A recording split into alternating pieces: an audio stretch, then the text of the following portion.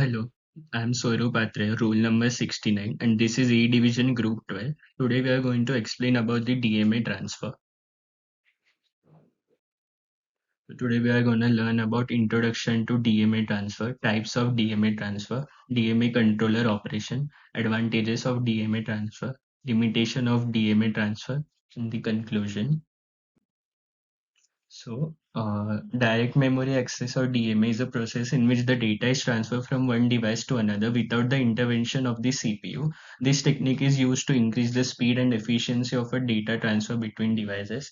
DMA transfer is accomplished by a DMA controller which manages the transfer of data between devices. The DMA controller takes over control of the system bus and transfers data directly between the devices and involved in the transfer. DMA removes the CPU from the data transfer process, allowing the peripheral to directly read from or write to memory, which results in faster data transfers and reduced CPU usage.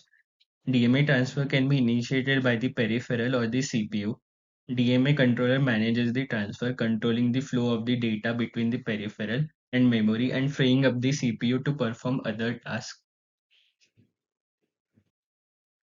So types of DMA transfer there are three types of DMA transfer: single transfer mode, burst transfer mode, and cycle stealing mode. Single transfer mode is a type of DMA transfer where the DMA controller transfers a single block of data between the peripheral and memory in one cycle. This mode is useful for transferring small amounts of data or for situations where the transfer occurs frequently.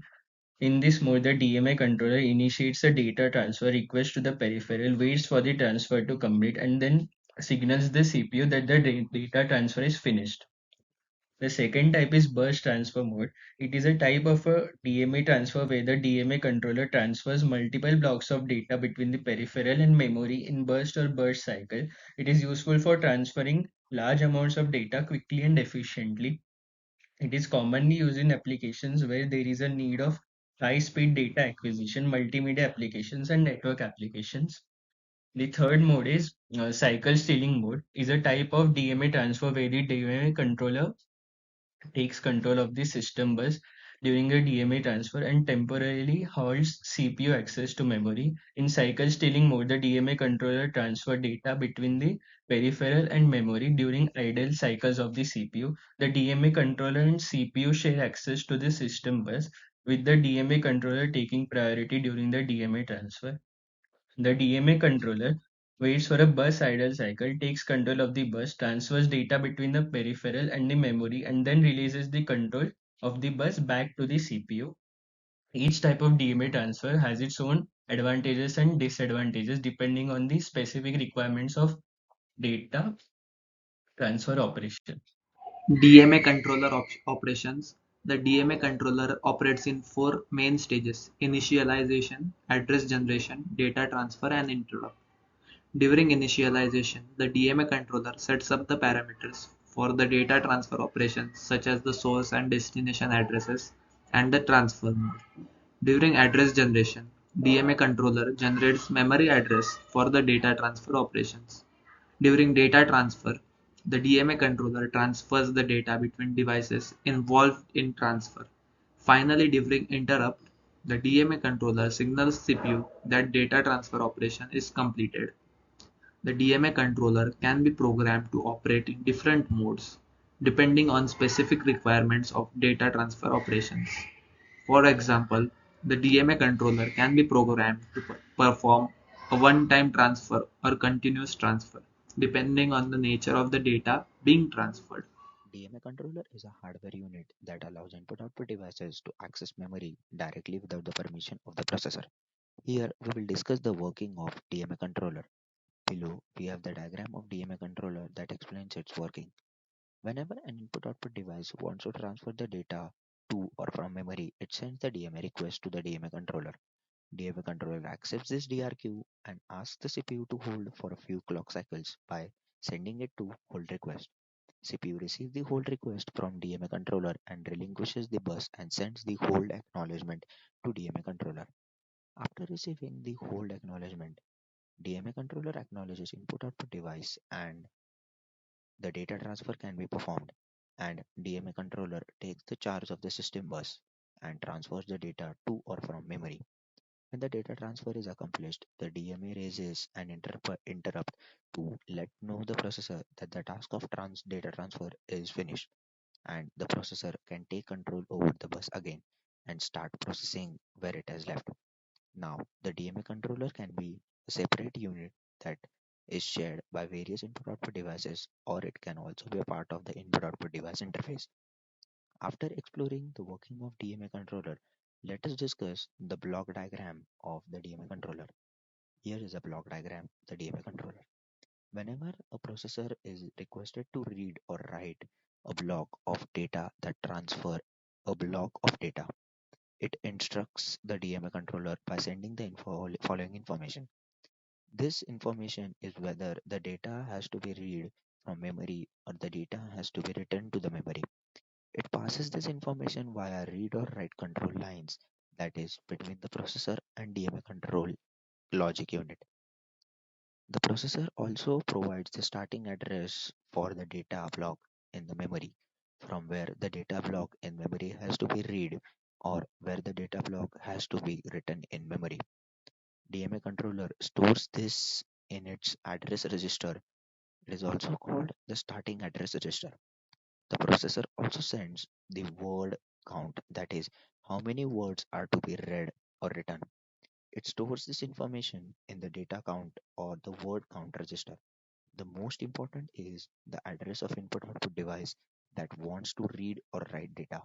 This information is stored in the data register. So let us talk about advantages of DMA transfer.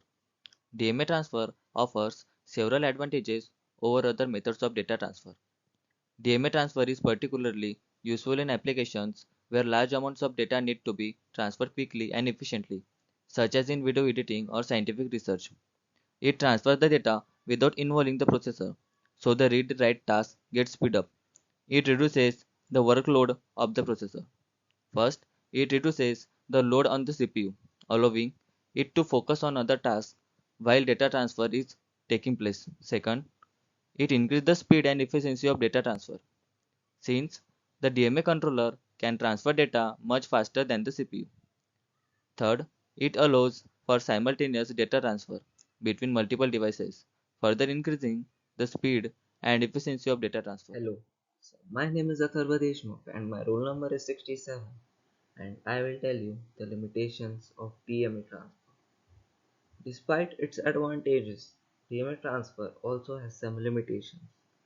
One limitation is that it requires specialized hardware, such as a DMA controller, which may not be available on all systems. DMA is not always supported by all devices. DMA requires hardware support from both the peripheral device and the CPU. Therefore, not all devices are capable of supporting DMA. Another limitation is that DMA transfer can only be used for certain types of data transfer operations, such as those involving large amounts of data.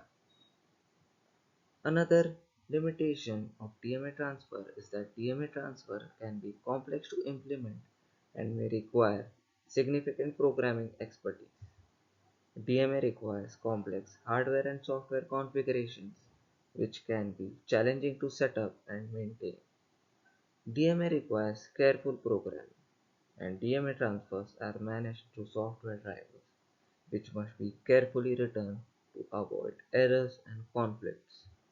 DMA drivers must be designed to work with specific hardware configurations and operating systems, and they must be written with a clear understanding of the system's memory and bus architecture. Other limitations of DMA transfer include bus containment or bus contention, that is, when multiple devices attempt to access the same bus at the same time through DMA, bus contention can occur. This can cause data corruption, delays, and even system crashes. Another limitation of DMA transfer is security risk.